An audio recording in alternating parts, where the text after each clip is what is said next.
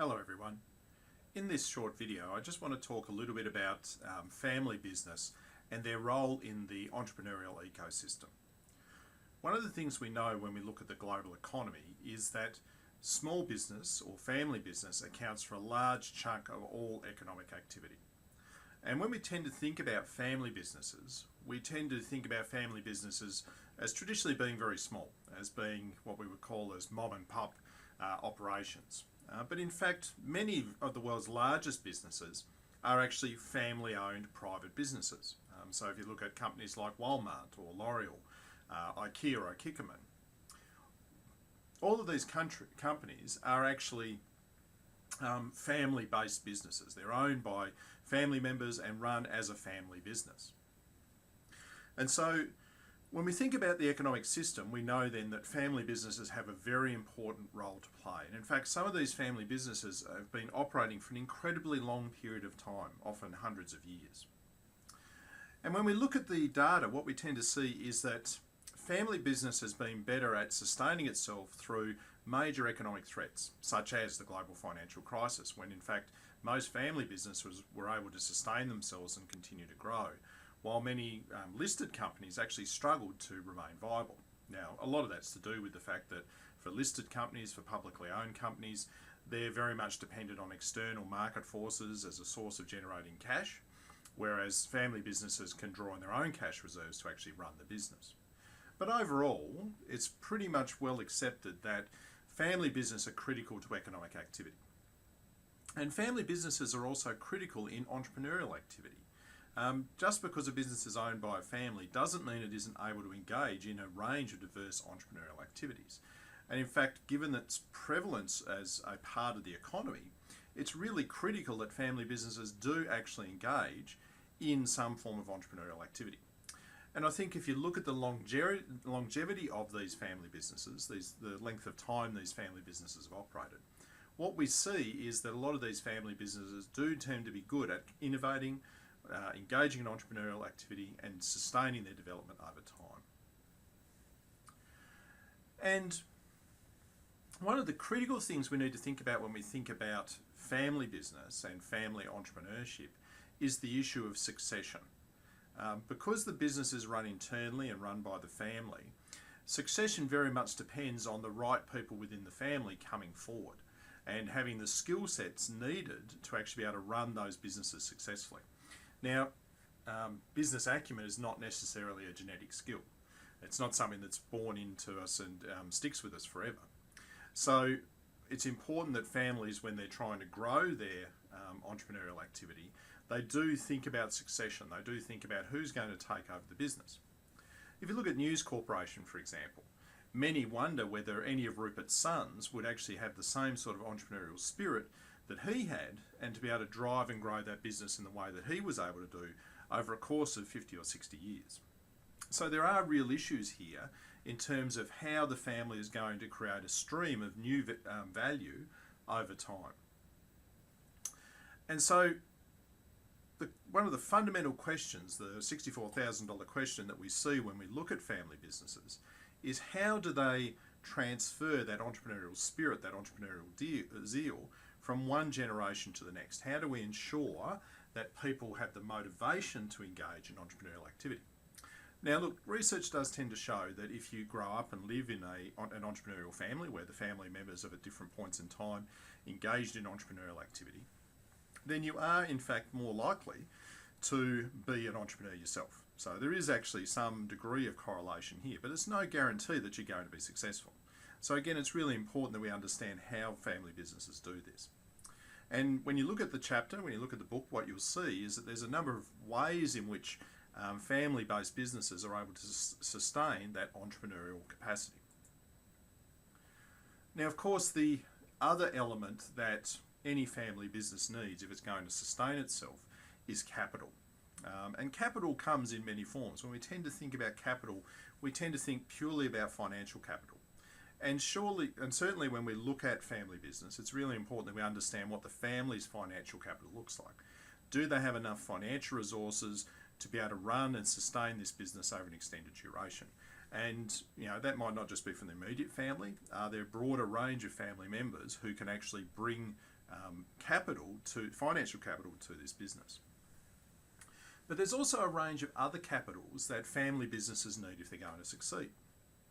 The first one is they need social capital. So when we talk about social capital, we're talking about the, in inverted commas, value of the relationships that you have within a network society. So in a family business, it's really important that the family sustains those social bonds as a way of growing and developing their business. We need to think about the family human capital. You know, what sort of experience and knowledge do we have within our family to be able to grow and develop the business? If you look at Ford, for example, there was no doubt that Henry Ford was a great marketer and a great innovator and a great designer, but that skill wasn't necessarily present in his children. And in fact, when some of his children took over the Ford Motor Company, what they found was they didn't have the skills needed, the human capital, to actually build and grow and develop Ford to the next level. And so it became necessary for them to bring talent in, to source talent from the wider marketplace. And we also need to think about the family's emotional capital. Remember that running a family business is very stressful, not just for the people who are running the business, but for all members of the family. It takes a great toll on the family itself. You know, often the parents are having to work long hours, maybe 7 days a week, leaving very little time for proper family engagements and family interaction. So again, all of these types of capital become a really critical part of sustaining and managing that family business. Now, there are significant variances in the attitudes we see towards family business across the Australasian region, so across Australia, Southeast Asia, Oceania, and North Asia, so places like China and Korea and Japan. We know that the Australian economy is certainly heavily influenced by family-based business. In fact, over half of all businesses in Australia are family-owned, and that's largely also reinforced by the fact that we have many small businesses, and small businesses tend to be family-run businesses. But if you look at a country like India, it's actually entrepreneurial families, not the private businesses, not public businesses, that are actually driving economic growth. So it's these groups, these family groupings, who are acting together and collectively to actually drive change in the economy. We saw similar things happen in China and Japan, in Korea and Japan in the 1970s and 80s. In Japan, you had it in the Keiretsu system. In Korea, it was with the chaebols, where you had family-owned enterprises who were able to pool their resources and drive economic change and diversification. So again, when we look across the Asia-Pacific region, what we do tend to see is that family business is actually a very important and integral part of understanding the economic landscape. And again, a lot of the drivers of entrepreneurial activity in this region are being driven by family business. Now, there are a lot of benefits and disadvantages that come from running and owning and managing a family-controlled business. And there's research that's been done. This one's a summary of a paper done by Ketz de Vries back in 1993, but there's been a lot of subsequent research that's reinforced these particular advantages and disadvantages. And what we see that, we can see there are some real upsides associated with family business. So some of the upsides, for example, are things like the family culture becomes a source of pride, or family businesses tend to have a much more long-term orientation. Their decisions tend to be very much geared towards the long term rather than the short term. We also know that when you're a private family business, there's a lot less pressure from the stock market, so you're not having to worry about your share price going up and down all the time, and there's a lot less risk associated with takeover. But there are also a lot of disadvantages associated with small business. So for example, you can get conflict between family members, and those disputes can actually tear the business apart. If you can't resolve those things, what do you do? And those disputes often don't just end at the boardroom table. They then come back to the house and they impact upon everyone. You might have problems with nepotism, where we simply give jobs to family members because they're a family member, not because they've got necessarily the best skills or abilities that are actually needed to perform well in those particular roles. So again, we're not necessarily getting the best people. We know that family businesses tend to be very resistant to change because the family has been doing things a particular way for a long period of time, and often the way they run the business reflects the family's own cultural values. That makes it very difficult for the family to adapt and to change and to do things differently. And as I mentioned before, there's also a lot of problems with things like succession. Who's going to come next, who's going to take over the business, particularly when you have multiple siblings, multiple brothers and sisters, and only one person is going to end up running that particular business. So again, think about these advantages and disadvantages and try and link them back to the issues of entrepreneurship. So for example, for entrepreneurship to happen, we need bright minds, we need great skills, and maybe nepotism prevents family businesses from engaging in entrepreneurial activity. But similarly, by not being listed on the stock market, by being a private company owned by a family, we also don't have to worry about how the stock market is going to respond to any entrepreneurial activities we take. All right, so think about those advantages and disadvantages. And one of the main themes that are talked about in the chapter, and it's something you really should think a lot about, is the notion of succession. In a publicly listed company, where the company is owned by a diverse range of shareholders, it's easier for that company to sustain itself and to move from one generation to the next because it's not dependent on one group of people, one family, for all of the decision making in the business.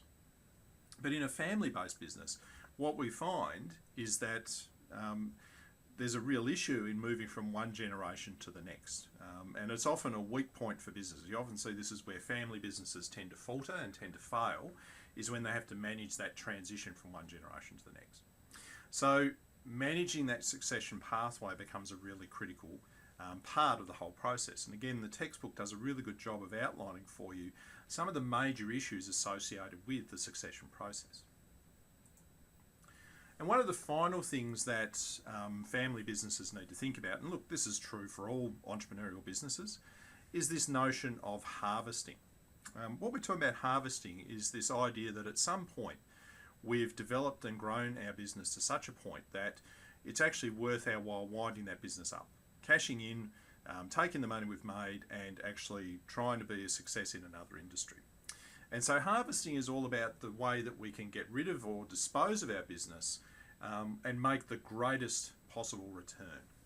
So for example, what a lot of family businesses will do as they get to a point in growth is that they make the decision to list on the stock market. So the family might retain some shares in the company, but they list a certain number of shares in the stock market with the aim of actually growing and developing that business and bringing in fresh capital and fresh ideas into the business. So again, in the text, they talk a lot about this notion of harvesting and thinking about how entrepreneurial families might be able to time the right time for actually selling off their business.